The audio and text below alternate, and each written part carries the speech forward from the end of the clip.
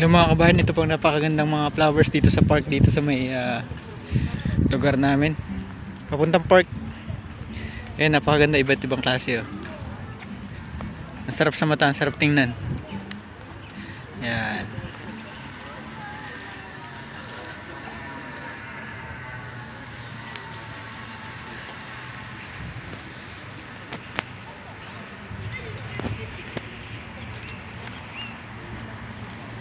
Narito tayo ngayon sa park ng Diyos Subuslo. Meron po tayong outdoor fellowship ngayon kasama yung ating mga kapatid. Ayan.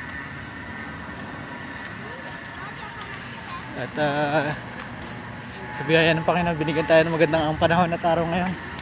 Tamang-tama sa ating outdoor fellowship.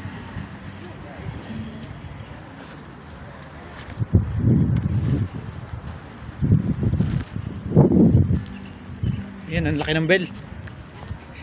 Isa ito sa mga heritage place dito sa lugar na ito. Dito yung maraming mga turista.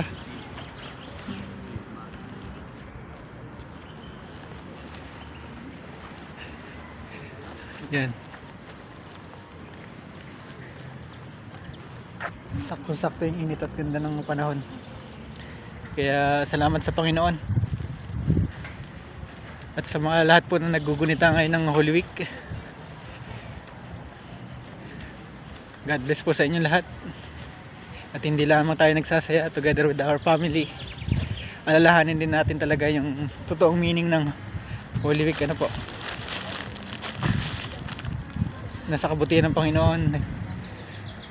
Merong Panginoong Hesus na siyang nag-alay at nagbuhis ng kanyang buhay para sa sangkatauhan.